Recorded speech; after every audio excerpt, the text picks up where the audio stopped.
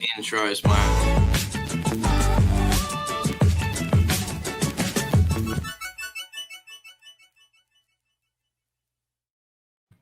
We are live. We've been banging out some content. How you going, Dave? Doing great, mate. And yourself? Very good, man. We're live. I'm enjoying doing these lives. We ran some tests the other day. They've been extremely popular. We've got a whole heap of people already in the chat. Thanks for joining. I know it's 9 o'clock for you. It's 9 p.m. in Perth. What's going down? Nah, mate, what do you mean I just got up? I've been up for 5 hours, so it's lunchtime for me. You strike me as the type of person that's up at 5 a.m. and goes for a walk. Yeah, I actually have photos of that. In the office, just for help people to have a positive mind. And also, I want to be healthier than I am. We send pictures to each other as we're walking, or like, all right, I'm at the gym, and it's just basically one-upmanship of like, where are you? So it's quite often I'll send photos of 5 in the morning, 4 in the morning of walking around the lake or at the gym.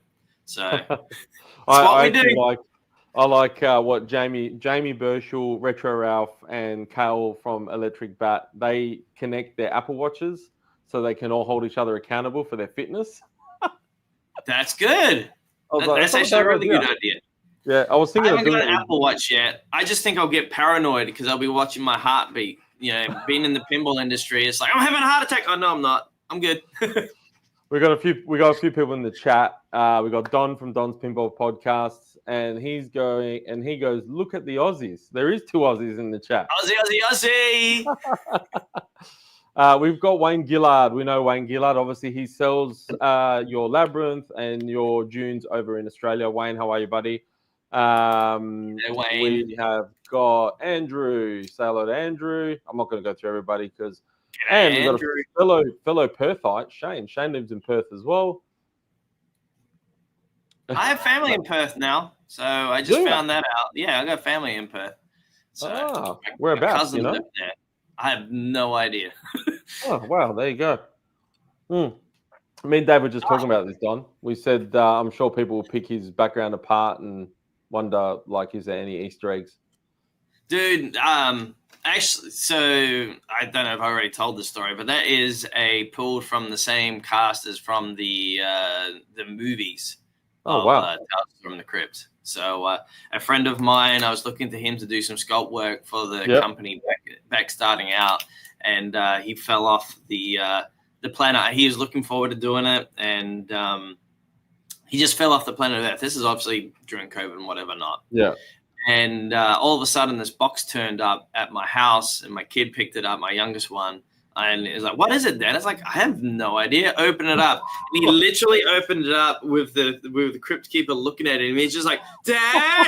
Because he's never seen the Crypt Keeper.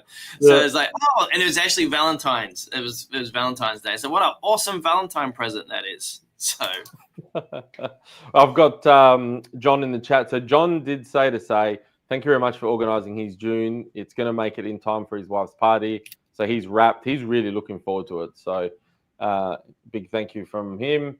There you go. Welcome. See, Tales from Welcome the Crypt remake family. from Barrels confirmed. Dude, you have no idea how much I would kill to do Tales from the Crypt. I think with the full 8 seasons, even with the crappy season 8 disc drama that happened with it, that is Bad Batch, and you have to get it renewed if you're into that type of geeky stuff. Don, would you have to include the movies? I would say Demon Knight, yes. Bordello of Blood, no. No. 100%. All right, so look, we're going to jump straight in. One of the reasons I want to do this video was because Gonzo couldn't be here, unfortunately. Me and him shot a video yesterday, and he wanted to discuss his experience with Dune, and basically straight out the gate, blown away, right? He was so blown away. And from what I've seen on streams, other content creators doing it, like, it's come from where it was in the initial launch, where obviously you had timestamps on the images and there was no call outs of music, to where it is today. Chris Gonzo, some people don't know that he's called Chris, said that at Pinfest in the UK, the moment the doors opened, he's got it on video. If you go look at his tour video that he did, everyone bolts for Dune, right? They bolt past King Kong. They bolt past it. Predator wasn't even there, but they bolt past. Let's pretend Predator was there. Like they bolt past everyone, and they went. Abba. And Abba. Oh, shots fired. And they ran for Dune. Now, there's a thing that me and Chris spoke about yesterday. That one of the interesting theories is that everyone's like, well, nobody asked for Dune, nobody asked for Labyrinth, nobody asked for Godzilla when that got announced. So, this thing, that theme is important. Yes, there's an element of that. But even when I spoke to Bug from Spooky, he's like, man, so many people that bought Evil Dead haven't seen the films and not in horror, right? So obviously we've spoken to you about this and you saw the video. How does that feel? Well, let's just get the let's address your comment of when people get to play this in Chicago, the game's gonna sell out, and honestly that would be amazing, but at the same time that's not why we make games. We make games so people can experience pinball, but also connect to the licenses and the themes and the nostalgia things that they enjoy from their past, right? So it's one of those things of we want to connect fans of IPs to pinball, and we want to merge that world where you can experience a physical interaction with things that everyone loves. And Bug is 100% right. If you can make a good shooting game and you can bring a fresh IP to it and marry those two together, you have a great opportunity to expand pinball, but also open people's minds to a movie or a TV show or a band that they've never experienced before. And that's honestly, again, what I love about pinball is also, you get to play amazing games, but you get to introduce new people that have never maybe experienced pinball, but now, hey, look at this game and experience this for the first time. Or, it's the wife effect too. Like your wife sees it and they go, oh, well, that's interesting. That's a theme I like and I want to play it. Yeah, and I think it's, I had this conversation at dinner the other night where I said to people, I think with pinball, like there's that element of like, same if someone has never watched a movie, let's use Dune as an example, or Dune, that I'll say to a friend, well, here's the DVD, take it home and watch it.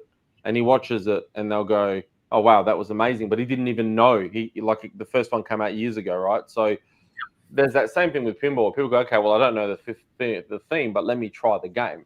And from what we see, and obviously from what people have told me that have played it, it's an extremely cinematic, immersive experience, which that's already, if you're capturing that in pinball, then you got a banger, right?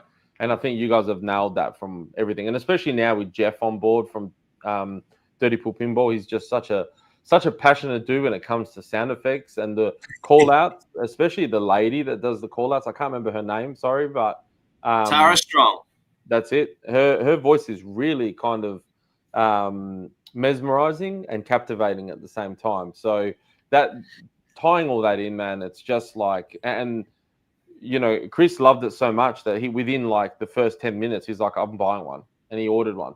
And we definitely have experienced a big, every time this goes to a show or someone gets to play it, there's definitely people are connecting with it, even if they're not fans of it. Yeah. Well, I think it's interesting you bring up the voice actors, which are amazing people and amazing talent.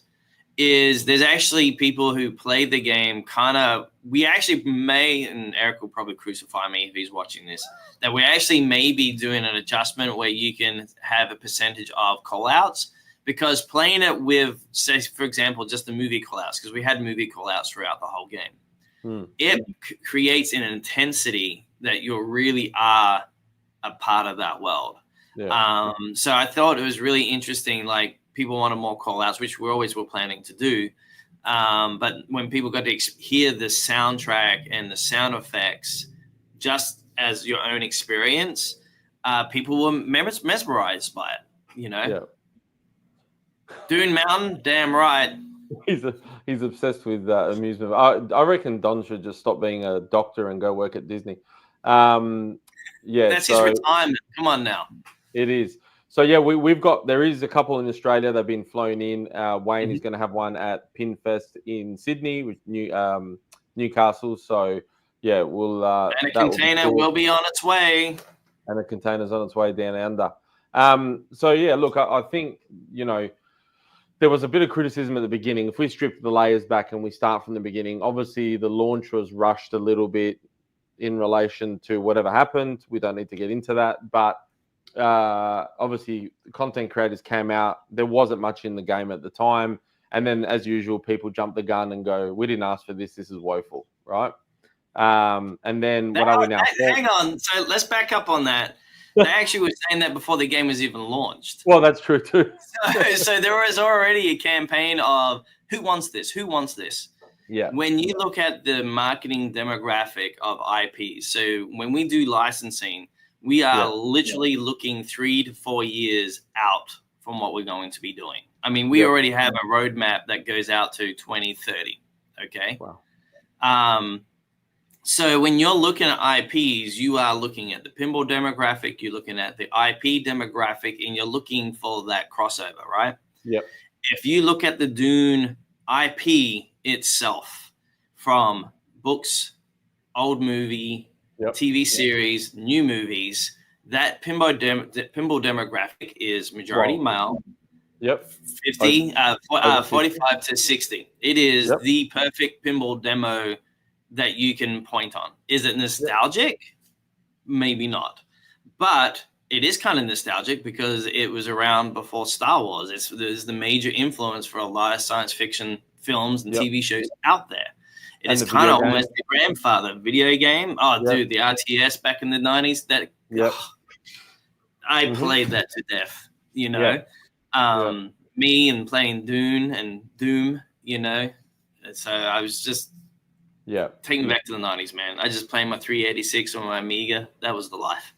I think there's that element of nostalgia because, like I said in our video, I'm a big ambassador for nostalgia and pinball. I think that's the key to success. I say it all the time.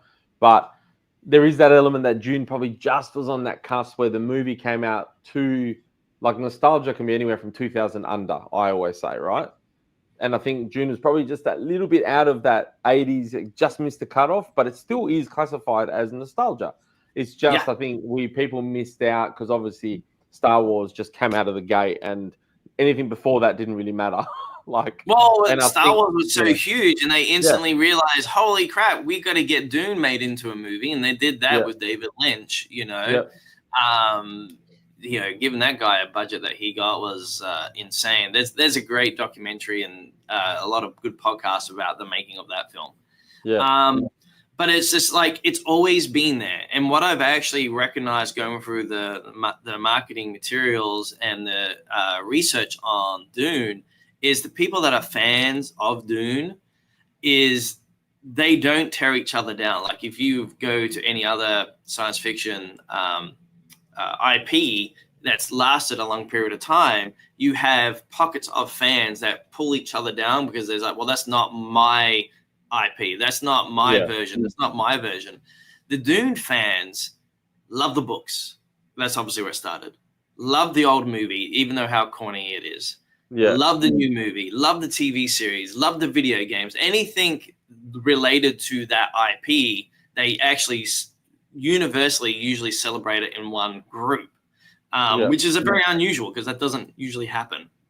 So when we had the opportunity to do Dune, it was like looking at all the materials. It was exactly like you can't miss with this. Like if you look at the demographics and the marketing and the salary backgrounds and everything else, it's like this makes sense, So that's why we chose it. But like again, that's what you got to look at is like how's this going to react to the people. So going back to the problem, Enzo, you asked me a question. I will take a very short answer, make it really long. But going back to there was already kind of like, why do we want this? Why do we want this? Okay. So when we launched, this game hasn't changed since launch. Look how, all games are launched with pretty low code. And we also had low code on our game. But my response to that, look at where Labyrinth went. Okay. And there was obviously things happening behind the scenes. But the game at launch it had 6 harvester modes. It had 2 multi-balls loaded into it and 2 prophecies in there. So it wasn't like it was too short. I do think the watermark freaked people out. I think that was kind of a moment of panic. And in reality, yeah, it did absolutely hurt us because everyone thought, oh, this is not complete. It was there. It was behind a watermark. It was shallow. I'm not going to say it was deep, but there was enough there for you to see the toys. Every time we launch a game, we want enough so you can see the harvester reaction. You can see the major mechanicals and the physical plane of the playfield there. And as I said, like when asked about code, just look at Labyrinth where that went. And that's the path we're going to go also with all our games. Yeah. And I did learn something too, not giving the media people enough time with the game individually. That was probably my biggest mistake because I thought putting them all together, we'll all have a good time, would be kind of a party. In reality, that was a big mistake. So lessons learned. First time. Right. Yeah. Let's and look, and I think sometimes, you know, the content creators, because, you know, even myself, like I tested the waters with streaming games just for fun, and you know, Murphy's Law, you always have your shittiest games when you're streaming. And it's like, you know, I wish I had time to do one more, right? Because I reckon I can get this now. But yeah, look, I think, and when it comes to games being, like, I always think it's amazing that people criticize a game before they've played it. I think you can think a game is good before you play it, because if 90% of the population and close friends of yours, like Don and Kerry and Jeff at Dirty Pool and everyone and Carl DeAndre, if they're all loving it, then you know it's going to be good. But, you know, like there's always that element of people judging a game and, you know, going, oh, there's nothing really in it. And I mean, you've got one of the best mechs in Pinball, which is the Sandworm. Actually, there you go. Wayne's even said it as well. So same work. The Sandworm mech is a masterpiece of engineering. And it is. I mean, you showed Kerry there's a video of Kerry the other day did a tour of Barrels of Fun. And that mech is huge. There's a lot went into it. Were you adamant that the Sandworm had to be in there somehow? Oh, 100%. We had lots of different ideas. Like, again, when we sit down, we're looking at IP, I challenge the team. What are 10 things that you think about when we talk about this license? And I don't want you to go and do research. I want you to just instantly write down 10 things that come to your head that you want to experience. Yeah. And again, universally, there's 5 things minimum that everyone shares that common thought. So that's why, thank you. It's you know, and that's what we base the design on, is like, because if those are the key things that the fans of the IP recognize, then that's going to connect them to the pinball machine, you know. And if we can make really unique pinball moments with those nostalgic moments, that's going to make the pinballers who don't care about this license connect to the IP. Does that make sense? We're trying to always, you know, converge those together. I'm sure we'll miss, you know, on things, but I think the other element of your success and success of other companies that are small is the amount that you put in for the money. And, you know, funny enough, this comment here, which is a great, you know, I personally really enjoyed seeing Dune evolve. Totally get people wanted to wait until it was more code complete as well. But Jeff is, oh no, that's the other one. I clicked on the wrong one. Sorry. This one. Dune is the best new pinball in my opinion. It's great that you don't need to upgrade with extra lights, new glass. It comes with everything. Incredible quality. Love what Barrels of Fun was doing. So that's exactly how I see it. You know, there are elements of what you guys do and obviously what Spooky does and other boutique companies where for 10, 12 grand, you're getting a packed game that, as Kerry said, slaps. I think that is the icing on the cake, obviously, number one. Number two, for integration. Your light show is like really, like when it switches in that horizon mode with the night and day sequence. That's there's something about that you kind of get like a little chill when you see it happen, especially on stream, because it's right above, right? So yeah, and it's just like when you see it in person. Like when I first played ride, the Prophecy ride, for the first time with assets. We had a non-clear coded playfield, but it had assets, the lighting, everything was there to experience the moment. Yeah. And the goosebumps I got when I was able to set the thumper, then, I get to move to the next section and I get the ball on the worm and it rises up, and then I've got to hit the worm to get my hooks into it. And then it rises up. Like, I mean, I get goosebumps thinking about it right now. That's when I knew we nailed the experience, and this is why I'm not a huge component for day one sellouts, because I don't want anyone rushing into a pinball machine purchase, because it is a major purchase. It is a huge major purchase. I want you guys to play it. I really, really do. And I don't want to leave money on the table as well, but I want to give everyone the opportunity to play the game first before they have to feel they have to rush into it. We've seen so many people get burned by, getting caught in that FOMO, right? Yeah. It just comes down to, you got to look at it. How long's the company been around? Do they deliver a game on time? And are they shipping? At the end of the day, are they shipping? And that's why we invest in buying all the parts before we release the game. That's why we have parts in-house when we're ready to go, not even talking about external problems that arise from that. But it's one of those things of, we want to get this out to shows, and it's been slower than we wanted to get these games out, but we're making games every week.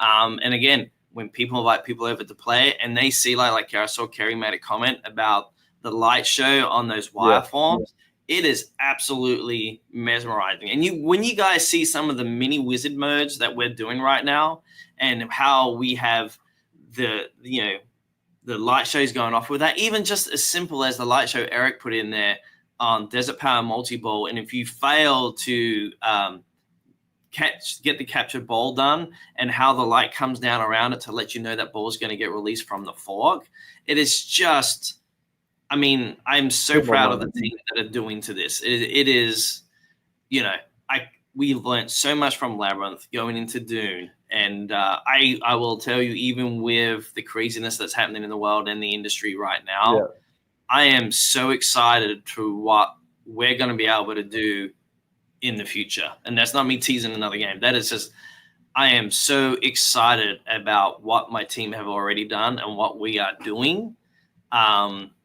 Dude, I think we're in the pinball golden era. I don't think King Kong is amazing. Harry Potter is amazing. Evil Dead is amazing. Like, we are getting such good games now. It's a great time to be in pinball. That's all I can say. It is just amazing. I think one of the other elements, obviously we spoke about the theme integration, the modes, the lighting, the value for money. But I think the other element is the interaction that people like yourselves have with the community, and Bug as well at Spooky, and the other company where the CEOs and the people that are at the forefront are they're there, right? And they're so passionate. And we've got a couple comments about that. So Down South Pinball, what I loved is that Dave took the time to play it with me and my wife and explain the game to us and walk through the upcoming improvements. It really connected with us and drove us to buy, right? That, I mean, I know you can't talk to everybody. It's physically impossible, but I think that is a big element. You try. And then even another one. Look, it's so refreshing to hear a CEO speak about the company's goal not being to sell out of everything, but bring an experience. Yeah, look, I think that was me. I mean, I said that with Evil Dead, people played it at Pinball at the Beach, and everyone's like, we that's where everyone really got to play it. And whether they were too high, they were too drunk on like shots or they got sunstroke or something, but they all went out and bought it, right? And I think there's that atmosphere where people are enjoying pinball and they all get to play it, and then the FOMO kicks in because there's like 1,000 people at Expo, and everyone's like, I think the game is at a point now where it will make people go, I want this. Well, because of all those other boxes have been ticked, right? So yeah. Well, and so can I. I can't wait either, Don. Honestly, like we said, we're up to 1,000 units of Dune. I can already tell you right now it's going to be under 1,000 under 1,000 units made, and that is due to poor quality, like from our vendors or damage in shipment. I'm not going to go and reorder X amount of parts to make sure I fill that 1,000. Like we have, like I told you, I was talking about the roadmap for our future. Is we have so many games that we want to make. I don't want to problem solve. How do I make an extra 50 pieces of that? You know, I'm like, let's just make as many games as we can with the parts that we've ordered. When it's done, it's done. We move on to the next one. Like, life is too short. There is too many amazing IPs that you guys want, and also IPs you guys don't want, that we want to turn into pinball experiences. And look, you're just never going to please everybody, right? Like, you know, at the end of the day, it's one of those things. Wayne, you're right. Too much negative comments by people who haven't played the game. We touched on that, and I think there's a bit too much of that in the community and in the hobby. That's for sure. I wrote an article about it. If you haven't seen it, go to Kinesis and read my article. Well, you got to remember regarding like the reason why there is negative. Articles, well, not negative articles, but negative comments is it is a slow media day. When it's slow media, negativity always overpowers positivity in most cases. It's a sensationalism. That's why we always bought the US newspaper, you know, the US Today, whatever it was. Like, you know, my kid was adopted type stuff. Don thinks this should have been like Galactic Tank Force, that it looked like a tank. Don, make the mod for it. Yeah, exactly. And you might win a prize at Expo. The other thing is this just made me feel a little bit warm and fuzzy inside. We need to put that on a shirt. Barrels of family, my friend. Yep. Write that down. And I was pretty stoked when I got my ball back using the pain box. Wait, are we still talking about pinball, Kerry? Or that makes two of us. That's like, and the funny thing is, like, if you time that really well, because the ball automatically does full plunge all the way around to the right flipper, you can literally hit it in one shot. Like, you think it's impossible, but once you find that shot, holy cow, dude! It is just like when you hit that one shot, like, I'm Keith Owen, I'm Carl, like I just crushed this game, and then you immediately. Oh, look, I totally, and that's even me. Sometimes I hit a shot that I've been aiming for, and it just makes you feel all warm and fuzzy inside. Any chance you'll add different modes of play, such as co-op? That's a good question. If we did it in Labyrinth, you most likely will see it in Dune. So that's a yes. Actually, talking about that, like, Kerry was here and was playing the game. I let him play it because I don't need to be there. He needs to experience on his own. Yeah. And he was finding the shots and whatever. And I came back and I talked to him. And he goes, yeah, like, you know, I'm finding the shots and getting my combos. And then you had that one mode, which was rescue, where you have to hit the stand-up targets. And he goes, and that should be easy to hit a stand-up target. Do you think I could hit a damn target? Like, all I could do was combo the damn game. I could not hit a single target. So. Did Kerry walk into the office with, like, guns going, where's this game? That's what you do in Texas. Everyone does that. Yeah. I noticed he had his shirt on. Kerry's got a great shirt, guys. Head over to his Patreon and you can get his John Wick shirt. Does the worm eat the ball? Oh, look who's here. Jeff, you're meant to be still in bed. Yeah, I know, right? Does the worm eat the ball? Well, yeah. It's all of them. All of them, that's for sure. Left a gun in the car. Oh God. Yeah, look, it's just, you know, I think sometimes, obviously, it is a niche hobby, but there is a lot of us in that niche hobby. And, you know, 1,000 games, not a lot of games. Like, we're not going to always like what gets released. There's a lot of games that have been released that I'll be like, you know, one of my favorite games I play is Galactic Tank Force, and everyone I talk to hates it. And I'm like, but it's so much fun. It's cheesy, it's corny, but it's fun. Like, I'll walk away from that, you know, being fun. So I just want you to know, if you're looking for fun, this game will put pressure on you. You're gonna feel the pressure, Enzo. When you get this, you are gonna feel pressure, but it feels so good. Like, just the intensity that this game can give you with the you know, when the worm rises and it shakes and the music is pumping and the sound effects and you're being told what to do. Like, it is absolute experience. And I guess the sad thing about it is when we do move on to another game or so, and we stop making Dune or we run out of Dunes, that this won't be available anymore for people to purchase. And that kind of sucks. But again, I'm not here to continuously make one game. I'm here to create experiences for people in pinball or, with the IPs that we get the opportunity to work with. So that's, we're going to make under 1,000, and when they're gone, and it's just like I've experienced with pinball machines and that when the true fans get the games, you will never get it out of their hands ever. Talk me through the journey of so you knew there was going to be more sound effects. There was a bit of criticism on the noise that Scoop made, and you knew you were going to put different music. And I didn't find the Scoop noise that annoying, to be honest. I didn't find it annoying at all. Sorry, I should say. But people found it triggering. You knew you had to get call outs. What's the process of going, all right, who do we get to do this? How did you end up with Jeff, for instance? How we went, Jeff? Jeff bought the game and he started playing it, and he started complaining to me about, dude, I want to do this. I'm like, I thought that was the case, but I didn't want to say that. I was like, bring it.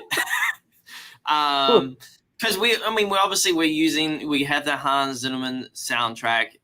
We already have music that, is written by a composer here in Texas. But Jeff and me hit it off because we both have a film and TV background production. So when he wanted to do an interview and he was talking to me and heard everything I was doing, I think he just realized, holy shit, he's just like me.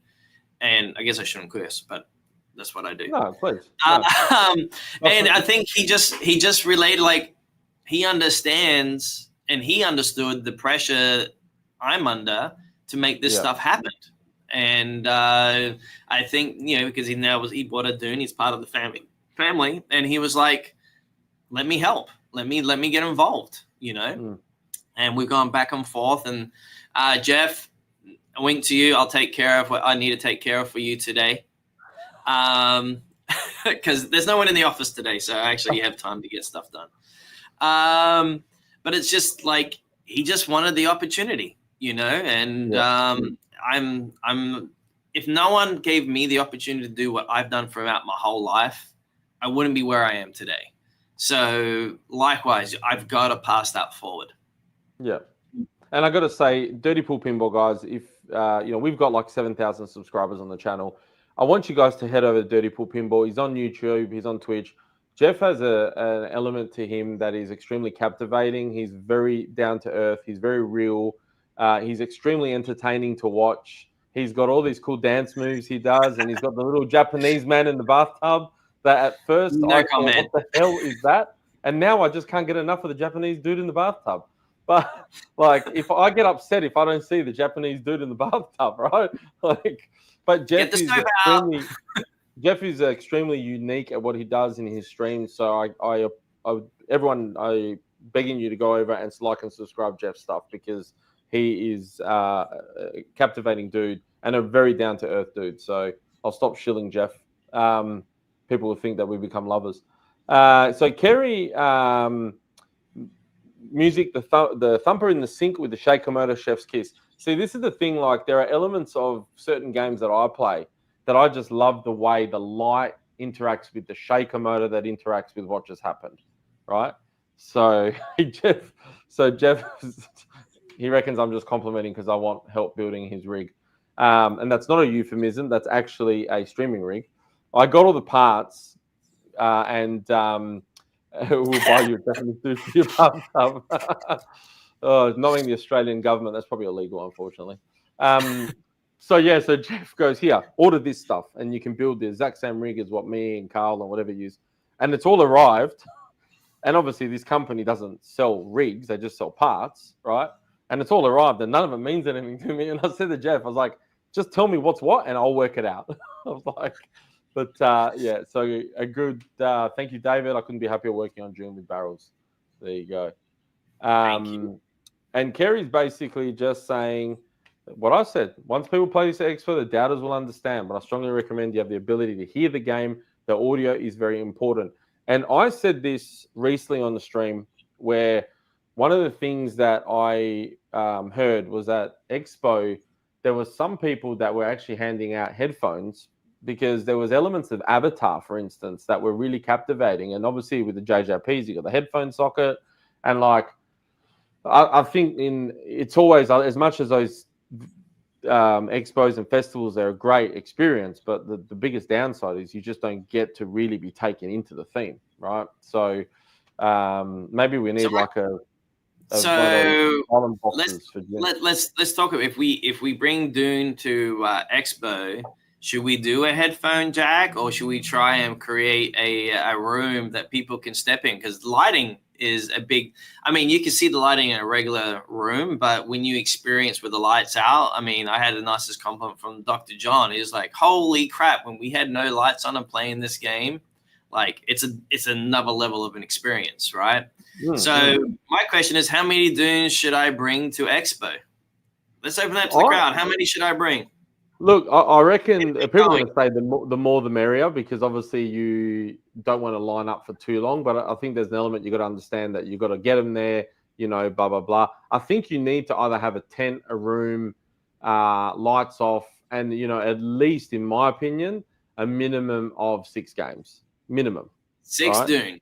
I think not mixing in Labyrinth or anything like that. No, Labyrinth is done. Everyone, and I'm sure vendors will probably bring their own Labyrinth. And if they don't, it's done. You're not making any more, right? Like you said, in theory, they're all gone, right? So, so that's the other question is, I will not bring games to the show for sale until I've fulfilled the orders that we have on the books. So that's one of the things we try to work with our local distributors up there. If they have any games on order, because you got to remember, when orders come in, we put them in order. So if we're going to a show and we're bringing games to the show, we'll ask the distributors in the area that we have, does any of your customers want a show game? Obviously, we give a discount also for the show game to be used. So that's a very delicate thing. I do not like selling games out from other people that have been waiting for these games. Granted, you don't want someone from the back of the queue coming to the expo and be able to pick one up, because that's not fair. Correct. To everyone else. It's a gut punch to our customers. Now, good thing is our wait list is nowhere near as long as it was for Labyrinth. Like, we are knocking these games out. We could be better than we are, but we now have the facility. Obviously, Kerry showed the factory tour of our expansion. Is we can now knock games out much more efficiently than we were previously. Yeah. Apart from everything else that's happening in the world. There you go. So more than one. So look, obviously Pinfest a little bit different because it's you haven't actually sent any to the UK yet, apart from air freighting one, correct? Correct. Yeah. So but look, everyone ran. I mean, you watched Gonzo's video. There was a lot of people that ran to that game. So. We've got we have. I'll stop this. Kerry said both, David. Both a room and headphones. A room. The more the merrier, right? The more I'd put bloody blinkers on people, to where they can't see. They can't see the people next to them. They can't hear anything. Get them really immersed into that experience. Because look, my thing, right? And when I used to do a lot of training in a lot of the companies I used to work for, the biggest thing I used to say to people is, why do people come here? It's for the experience. Why do people go to a concert when they've got the CD at home? Why do people get their $6 Long Mac coffee, which is an Australian drink? Because the girl at the coffee shop remembers your name and asks you how your kid's soccer was on Saturday, right? It's 100%. The experience. So at the end of the day, I think whatever you can do to make that experience better, then Well, the reason we all love pinball is not just because of the machine. It's the people that we've met doing this. Okay. Shots fired. Shots fired. Everyone get down. What do you mean just the UK? We can ship to Europe. We can ship to Asia. We can ship to Saudi Arabia. We can ship everywhere. Kerry's using virtual guns at the moment. It's all good. But John Wick 2.0.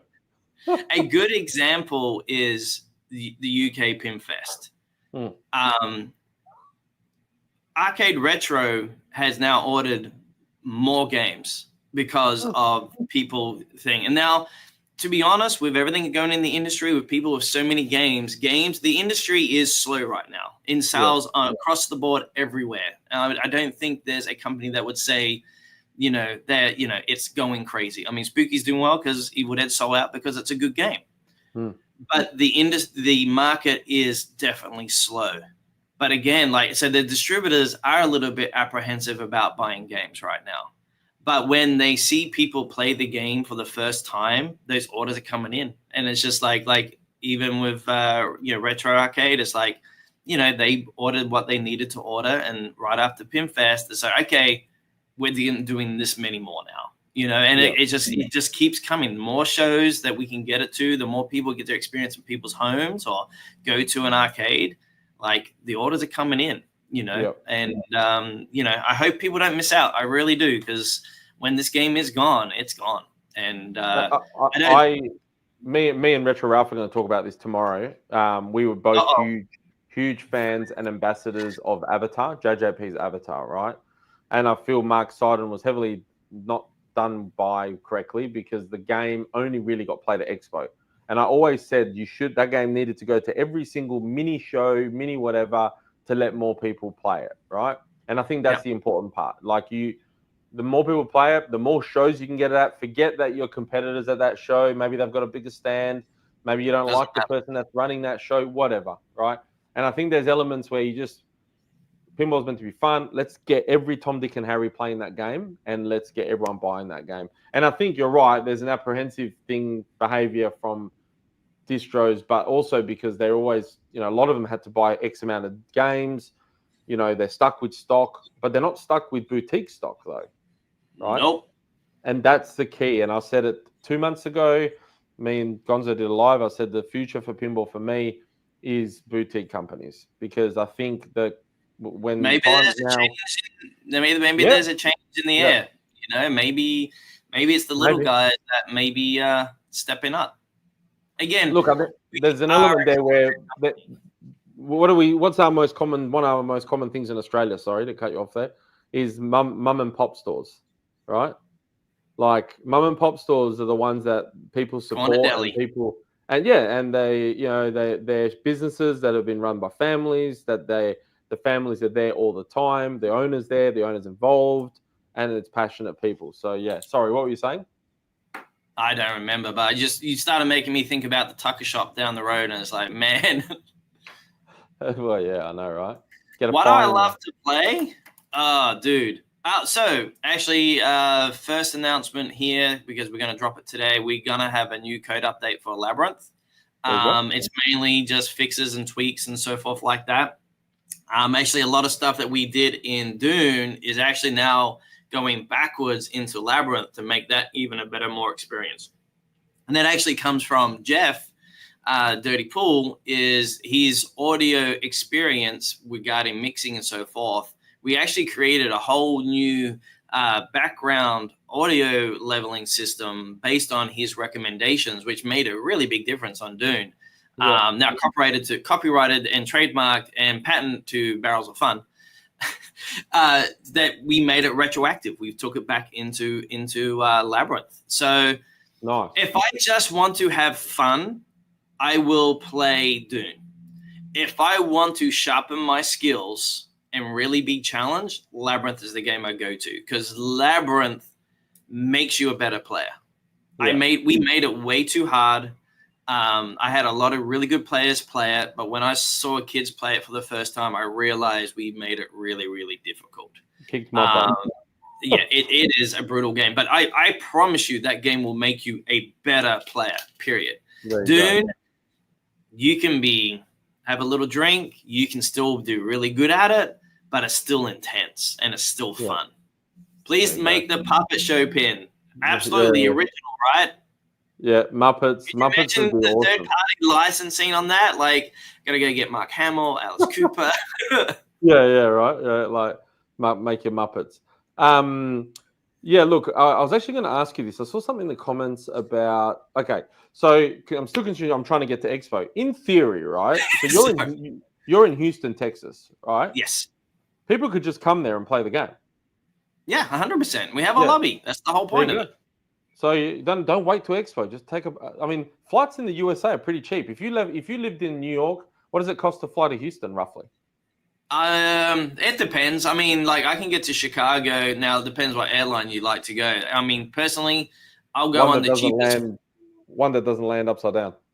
That's correct. Well, as long as it's a direct flight, I will take it. Yeah, I do have a standard. If it's over 3 hours, then I have to probably choose a better airline. But I can get to Chicago, New York, or Los Angeles for like $200 if I plan it out in good time.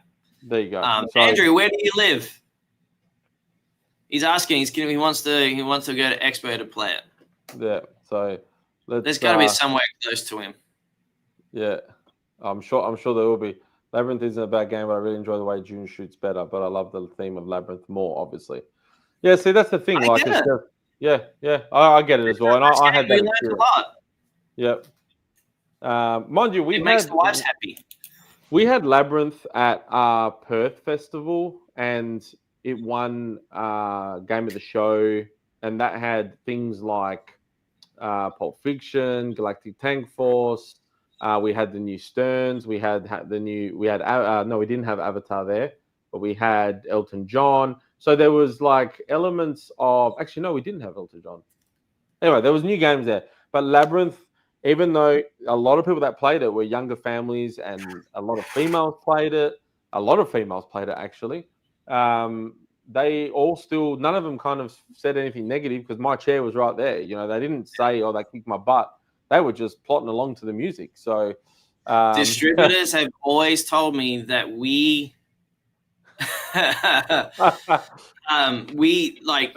had distributors tell us they've had more female buyers that have never bought Pinball bought Labyrinth. Like just like, yeah, you don't see females buying pinball machines, but Labyrinth brought them out. And again, this is a game that no one asked for, and dude, it set up this company. Like just straight up, it set up this company. And it's put us on a really good trajectory of where we're going. I have, speaking about toppers and stuff, one of the things that, because I love making my own toppers and monkeying around with that, and I've pitched a couple to a few people. I'm not going to say who because I'm still speaking. Hey, Don. But one of the things I loved about Whirlwind was the fact that using elements in it, like the fan, right? And for me, I was like, I wanted to see like, there was a prototype I was doing of like a Harry Potter cauldron that had smoke. I've seen someone else do it as well recently, but like smoke, and I want to see wind, and I want to see like a little, you know, Dave at Melbourne Crown Casino, like every hour, the gas ball of fire. Like I want to see a little flame ball, you know? So like elements of that where even 4D cinemas spit out water at you, right? Like, so that would be cool to have. I don't know how sand would work being thrown at you, but it'd be good that once you finish playing Dune, there's sand in your pocket somehow. But, you know, like I'm a big ambassador for getting like elements into like embrace, like in getting you into that theme, right? Into that experience. So trust me, my team have you know, with Expo coming up, and obviously there's the Pinball Olympics, and it was like, you know, they were already designing. It's like, man, if we could do something with Dune for the Pinball Olympics, and it got insane. Like when I saw it, I was just like, yo, like I really appreciate this creative outbox thinking, but let's keep making games. But like, again, that's how my team thinks. My team thinks of how can we make it an experience, and that goes from just the insane radical. Can we have people standing up and have long flippers down onto the buttons, so you actually have to be like you're riding it, you know? The question is it viable for the market, for the masses? Yeah, look, I think, I think there's always something. I mean, you look at how good Evil Dead's topper is, right? And you look at Labyrinth's topper. Labyrinth, well, I was going to say that next, right? So $950 topper.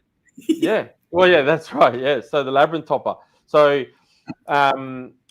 you know, even so, I'm trying to word it in a way, and I was thinking before you said it because I was trying to say, how do I say this without sounding negative? The Labyrinth topper, even though it's just a couple head molds and they move and they talk, like it's not when you get it and open it, right? Like at first you look at it and go, okay, well, it's a couple of head sculpts, right? But then you pull them out and there's so much detail, and the hair is actually like not real hair, but it's proper hair, like, doll hair. And like, it really kind of. And then the code put into it where it's talking to you the whole time. Like there's at least 30 plus minutes of dialogue just recorded if you have the topper on the darn thing. Like, should we have done that? Probably not, but I'm going to, And I tell you what, when I get to Perth, I will have a bag full of sand. So when you're playing it, I will toss it in your face. There you go. Just chuck it in my face. Don't Kerry, step away from the keyboard. Yeah, I bet.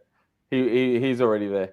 I'm just making sure we had so many people. We've hit about 50, and there's making sure I haven't missed any rule. We've had all the big podcasters. Canada's not here.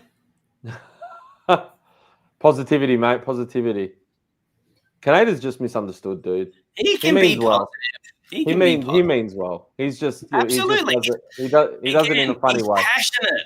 He loves pinball. Like that's what brings us all together. It's the pinball. We love pinball, and we want to talk about it. We want to share our experiences. Like, unfortunately, I think what some of the community struggles with, some content creators, and even like some people say it about Don, some people will probably say about Kerry, is that there are elements of our opinions that could possibly sway sales. Sure.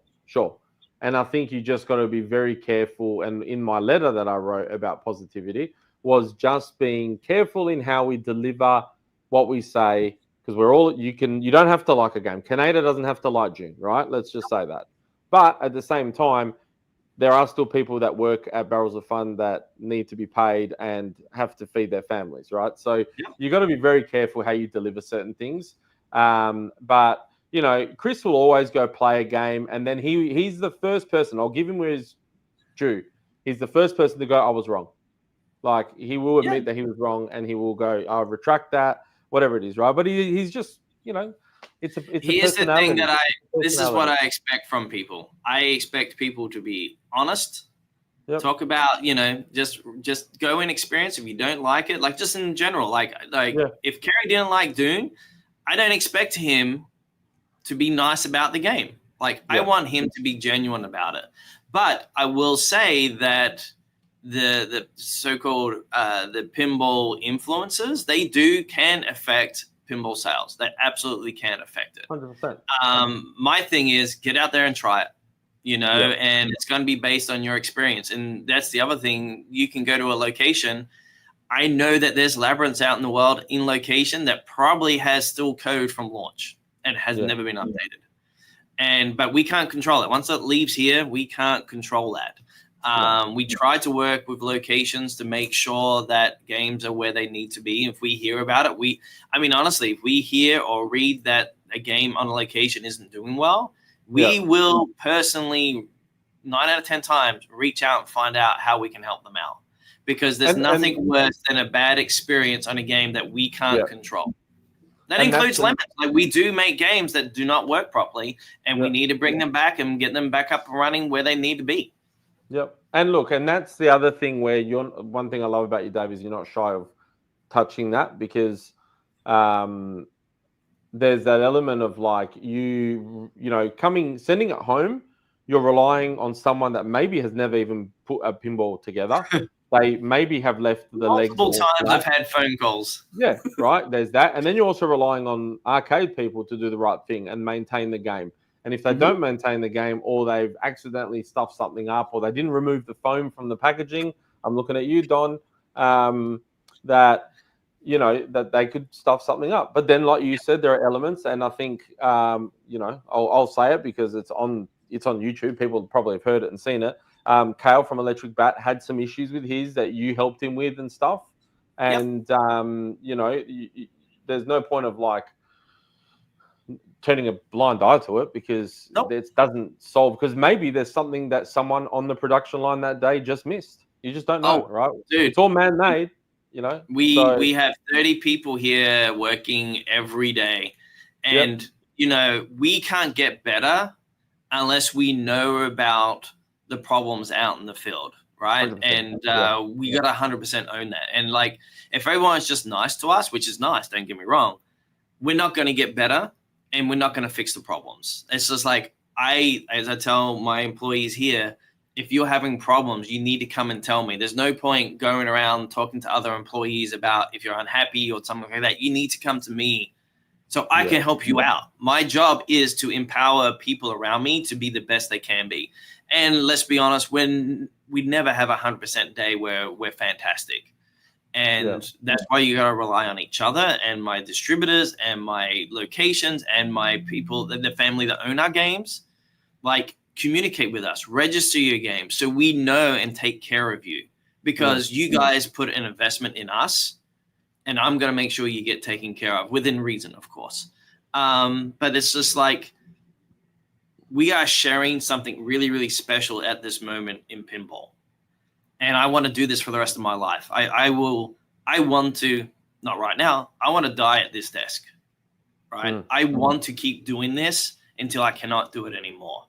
And the only way I do that is making incredible experiences with incredible games, with good and bad feedback from our family, so we can keep getting better.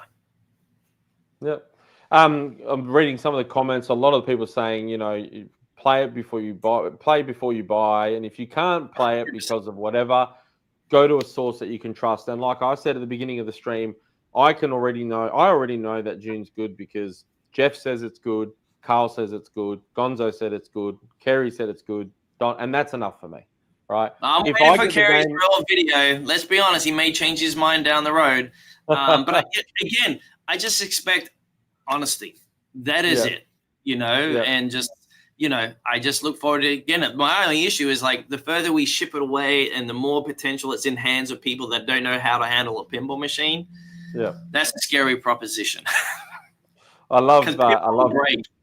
Yeah, I love Jeff's. Jeff's got a little thing on his YouTube where he's asked people like to pick, if you had to remake a game, would you make like 1 Raven, 2 Raven, or 3 Raven? And then he's gone, Raven can remake confirmed. Why would I do Raven when I'll just reskin it as Rambo? Come on, let's just do it. Let's do it right. Let's do Raven. Put the right IP on it. Rambo doesn't have boobs. You sure? Depending what light. Man boobs. I would rather have Dune than Kong. Hey, okay, so I'm gonna touch on this, right? Now, and again, this comes down to like personal. This is the thing about pinball, right? You don't have to like everything, and there's certain things that I like that some people don't. I really struggle with Kong. Like it flows, it's a combo, whatever it is, but I just really struggle with it. And some people are like, you're nuts, right? But I'm not the only one. So there you go. But where's that? Brian and me are just so happy to be able to be in a position to make really unique experience for y'all. Really at the end of the day, and between his expertise and our creative output, we're just like, we can't be more than happy than making some really crazy stuff for y'all. There was a couple more questions. You need to go because I know we said about an hour. We're at an hour at the moment. I've only got one person in the office right now, and that's Jess down the road. So I thought you were pointing to the cryptid. Actually, let me check emails. If you got something, let's do that. One of the questions I was going to ask you was this one, which is love your connection with Adam Savage. That whole thing with Adam Savage, because he's so enthusiastic, and you can tell that he's like he knows pinball, but he doesn't know pinball either, right? Like so how did that all come about with Adam Savage? Is that because of the film connection, the movie? It does come up from a film connection. Everyone thinks Adam Savage is related to Brian Savage, which is not the case because they just share the same last name. And we did do. Brian and him did have conversations about the genealogy of where it was, and they are definitely not related. But where it actually came from is Johnny Fraser, who used to work at Weta. He done a whole heap of Labyrinth sculpts at Weta, and when Adam went down to Weta to do a video shoot on something completely different, he found out that he made some Labyrinth tabletop figures. And Adam is a huge Labyrinth fan. Yeah. So he geeked out over that. So when Johnny came in to work with us, and then Adam got wind of that, it was like, dude, I love pinball, right? Like I had a pinball, 10, 15 years ago. Loved it. I had to get rid of it because I was moving, because it was in New York. Super excited. He's a maker, so he connects to what we're doing.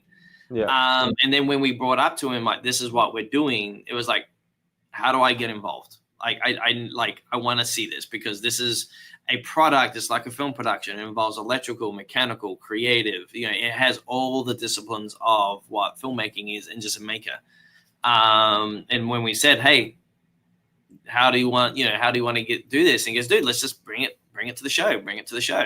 And then it didn't help. It doesn't hurt when Dune is one of his favorite IPs of all time, which he had no idea we were making. And when he saw it for the first time, he literally was jumping for joy. And that was so hard about that video. So when we shot that video, this was the first time he'd seen it or knew about it. So when he's playing and he's jumping up and down, like, he literally was having fun.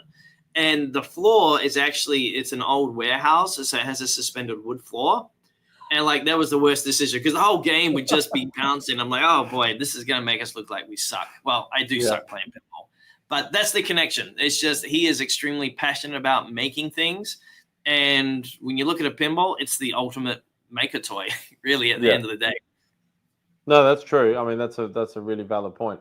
But I think there was, what was I going to ask you? We were talking about,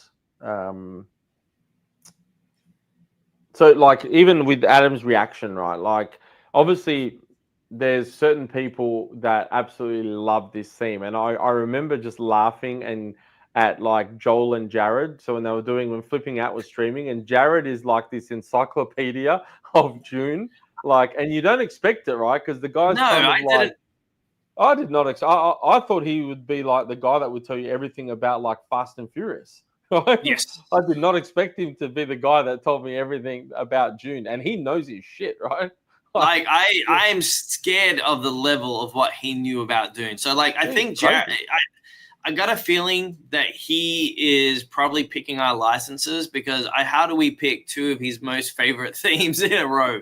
Like, it's insane. And I already told Joel, like, you guys you need to bring him down to the factory. Like, seriously, bring him down to the factory. And I haven't convinced them to do that yet. Oh, we're busy. I'm like, all right, well, maybe I'll take that invitation away eventually, but they need to come down and check it out. I was shocked at the level of depth that he knew that IP. Like, it was insane.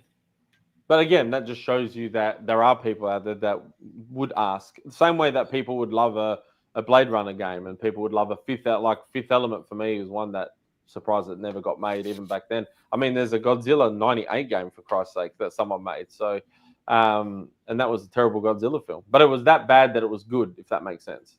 Yeah, 100%. But some people would say that about the first Dune film, actually, to be honest. But there's just an element of, I think, the total package that this game has obviously as presented, and like, from having Chris has got a video where he's actually shot a Dune and he's talking about it, so that will come out soon. Awesome. But his enthusiasm behind what you'll see is just a testament to what you guys have created, because there's just an element of like tick, tick, tick, tick, and it's that total package. And I will stand by my comment of, I think when people play this at Expo, you will probably sell out by the time Expo finishes. Whether that's a good thing or a bad thing, I don't know. But I just think that it's one of those things that certain pins have that pinball moment, not just one aspect of it, but the whole thing can be a pinball moment. And I believe that this is one of those. So I'm really looking forward to it.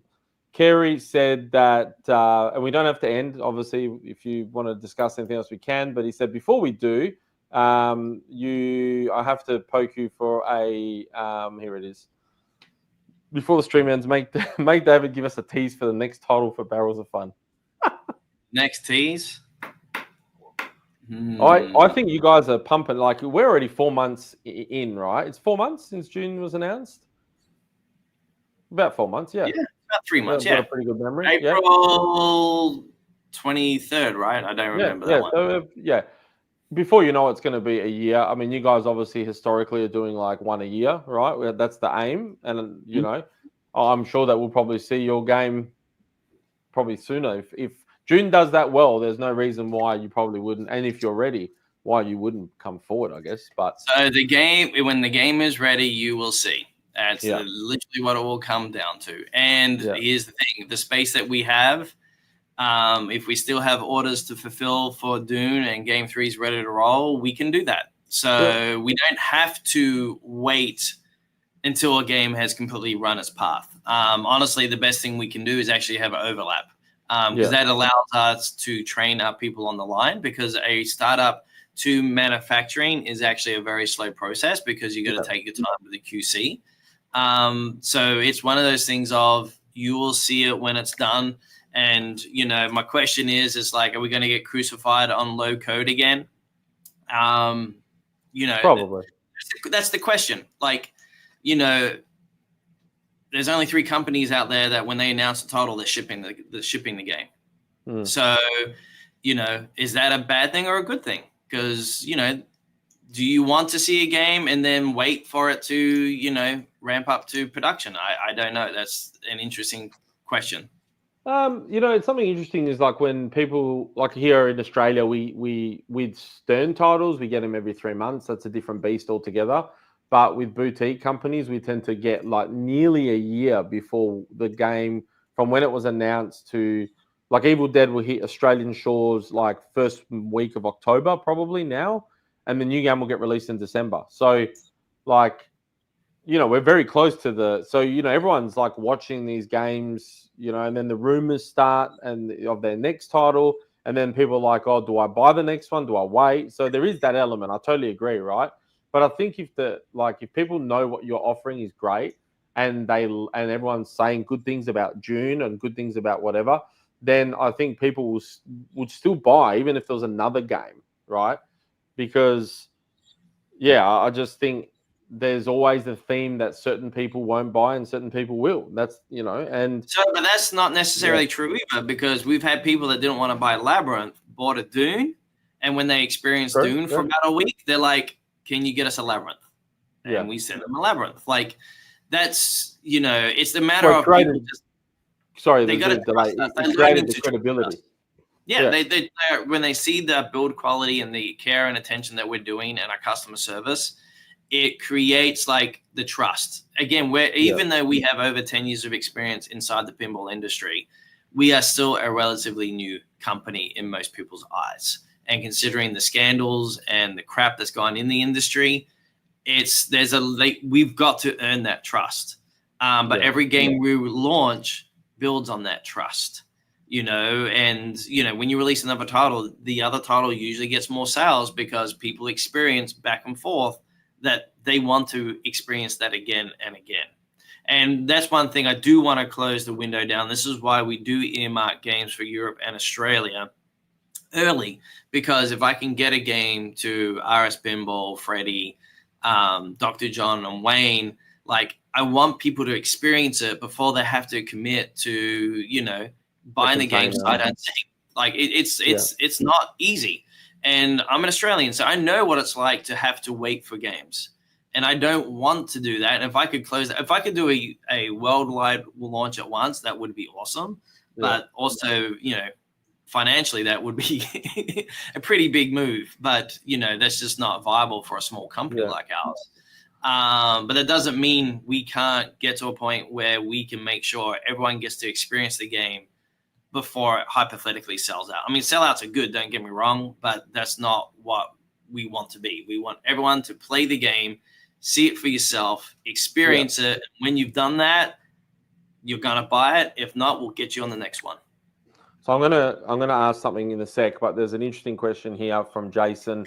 Now, oops, not that one. I'll come back to that. So I already know the answer to this in a way, I think, because Labyrinth is successful. Labyrinth was a huge hit. Like, dude, that sold out, right?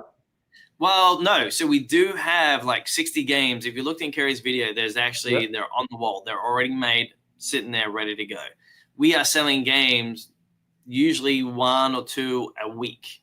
Sometimes there's nothing, but then we'll get up to 2 sales. Because again, when people experience Dune, they want to buy a Labyrinth. And there's Yeah. still people.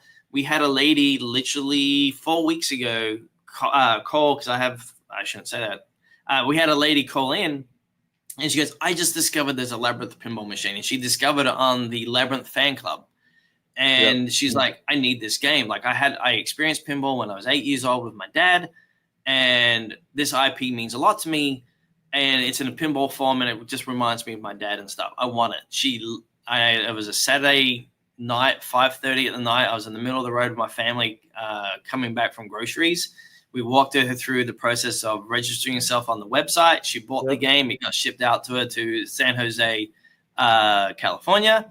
And she has never had a pinball machine before. That's when I had to get her on a phone call, tell her how to put the legs on a pinball machine, and she is happy, like just thrilled. And she bought all the accessories afterwards. And that is amazing to me. And this is why Labyrinth is successful. It's a game that no one ever wanted.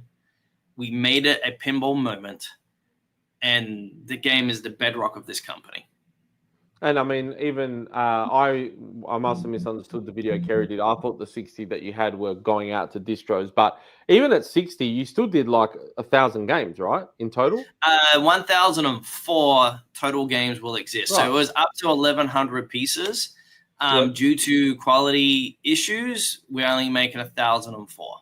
So if you do that math, and we said up to 1,000 of Dune, you can probably subtract the same in number, because percentage-wise will probably work out the same. Yep. So that should give you a rough idea how many Dunes there could potentially be. Yeah, I'm going to start doing this, Jeff. I'm going to start saying to people that more people need to do reviews on, because Pinside is so flooded by a lot of fake reviews and fanboys that just like games. Godzilla's a fantastic game. Build me up, tear me down. Yeah, we've got one. We've got a Godzilla, and it's great. I don't think it's the best game. I don't think it's the number one pinball, personally. I think it's a little bit overrated in that sense, but it's a fantastic game. But there are games that should be in the top 20 that are not in the top 20, in my opinion. So, yes, get on to... Like, I'm pushing people to vote for Avatar, because Avatar should be up there. What I was going to ask you, and again, I'm not trying to be... I'm just... I read comments, and obviously helping Gonzo on the channel, I tend to read a lot of comments, but there's that. Like, do you have a death wish?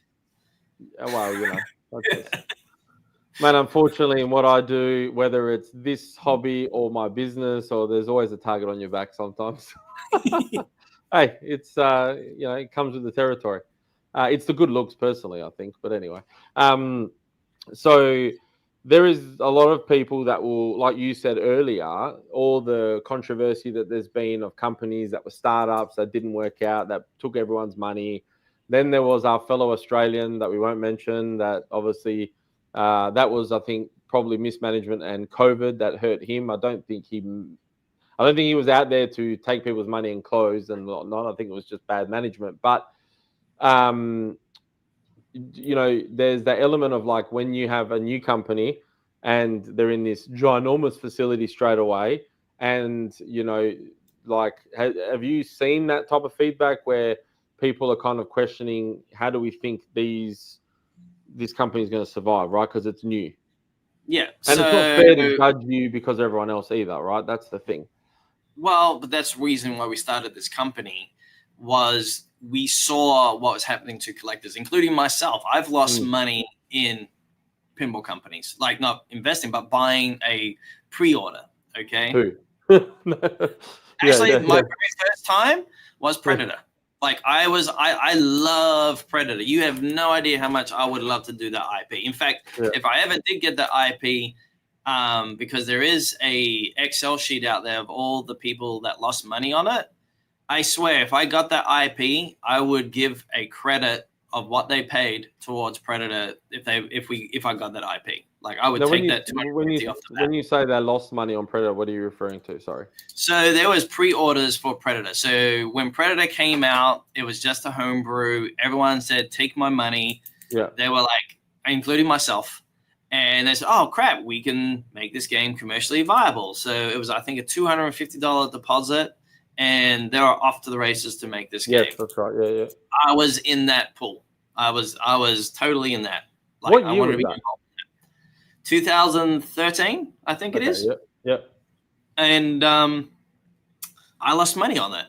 So if I was able to get that license, I would get that Excel sheet, find out who had their pre-orders on it, and I would give that money back to them as a discount, because I just think that IP would be awesome. And honestly, it sucks when people get ripped off, because if a pinball company fails or rips someone off, you lost that money forever, because 9 out of 10 times these people will not come back to the hobby because they have really, really a bad taste in their mouth. So any company failing from the past or in the future is bad for everyone in the industry. And granted, I don't want competition is tough, but I don't want people to fail, because if the company fails, people get ripped off.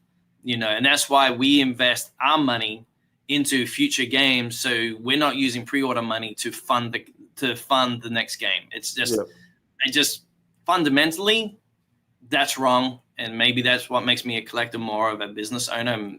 I started a pinball company, so what's that say? But I love what we do. We want to make sure people get what they pay for, and earn their trust. But and none of these pinball companies started out, I don't think, to rip people off. There may be one that maybe, but again, he was very passionate about it too. Don't get me wrong. I mean, he's very passionate about it, but none of these companies start out to rip people off. They make a prototype. They get patted on the back for what they've done. People encourage them and make them believe in themselves that they can do something, but then they jump in and realize the pool is too deep. And it's hard. This pinball is hard. You've heard it all before. And that's why you have to be able to have plans in place to pivot. Like, we can't even control it. Pinball is hard. Then you put on top of that all the external world events happening around you. Like, good Lord, if any of us saw this coming, 3 years ago, half of us probably wouldn't even have stepped into the market. But at the same time, I can't predict the future. I'm going to make really cool stuff. I'm going to deliver it. And hopefully we get enough support that we can continue to do that. Just quickly, because I know you probably have to go. I wrote down 5 minutes ago, like 10 minutes ago, but just quickly, I know you spoke with Kerry about like a video game license, right? And we spoke about Duke Nukem, because I was in the comments going, one of my favorite things about Duke Nukem was I'm here to kick ass and chew bubble gum, and I'm all out of gum type of thing, right? So Jason just asked, were you originally a side scroller Duke Nukem player, or you were only in the 3D world Duke Nukem? No, I was in the 3D how old world. school were you? Oh, so you're not even an OG Duke Nukem. No, I was, because I was only born in '84, so like I didn't have. I'm 78. That's not that much difference. Well, a year can make a. My parents got me a Nintendo's an original NES when I turned I think it was 8. And then it was that I didn't get a PC for a while, because my parents, being traditional Italians, were like, no, money, and you didn't get anything till later. But yeah, strip club. Came out in 91. No excuse. It came out in 91. Well, there you go. I probably wouldn't have played it till 94, 95. Yeah, fair enough. Because I would have been 14, 15 at the time. There was no way I was going into strip clubs at Duke Nukem at the age of 10. But yeah, so Jace has asked about the video games. Gears of War would slap as a pinball machine. Zelda, Mario. Do you reckon you guys would do video game Theme-wise, I would go with God of War, because I'm a huge Greek mythology nut. Yeah. So to do like Clash of the Titans is one of most. Clash of the Titans was I've told the story, but is the first cinematic experience I had that I can recall. Yeah. Going to the movie theater and seeing Clash of the Titans for the first time blew my mind. Yeah. So that's got me into Greek mythology. Jim Henson's Storyteller is another really good example of using those mythologies. So God of War, I think, would be a world that would be amazing. Video games do need to make it into pinball. It's just going to take the first person to do it. Actually, for us to do it, we have to find the right studio that will give us all the assets to make sure we can translate that world properly. Because I'm not sticking a IP on a game just to say we're making it. What's your opinion on this? Video games, we always know well in advance what's coming. They'll announce Cyberpunk 5 years ago. They'll announce a new Tomb Raider 3 years ago. But in pinball, everything is so discreet, right? Like you're not allowed to talk about the next title. What's your like? There's a big difference there, right, between the two. No, and there's a reason for it. They have $100 million budget to create a digital world that can be better than your imagination. And only costs $80. Correct. And we have a budget that is, you know, six figures. And if we told you what the IP was, for us to match your imagination, because you all have imagined making pinball machines, I've done it.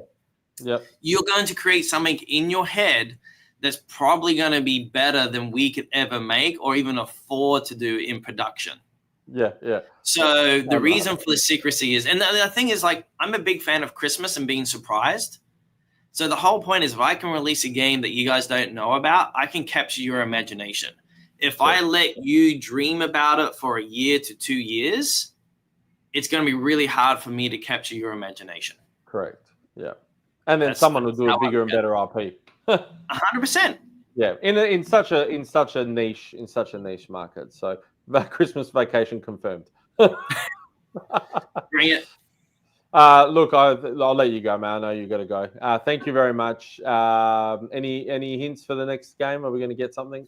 I think I have already given 2 hints throughout this whole interview. Nice. Okay. Awesome. Everyone go back and look for those.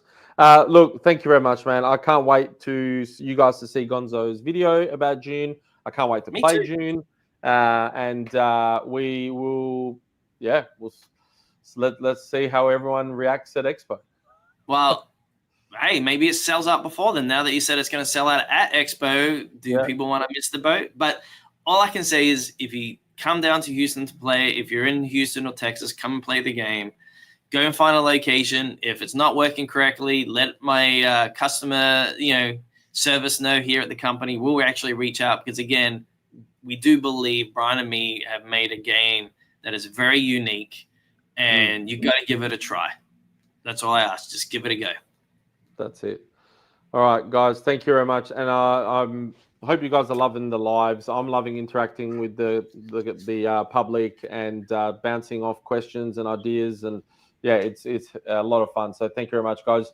We'll leave it at that. Like and subscribe. Please head over to Barrels and Fun, and obviously like and subscribe their channel and their Facebook.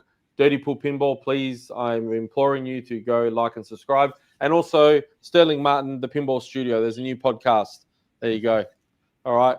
Based on theme parks on the Universal. And also go and rate, if you've played Dune, if you liked it or didn't like it, go and rate it on Pinside, because I think we're very 100%. Close to hitting the charts. So go and be honest. Done. Thanks, guys. And we'll see you on the flip side.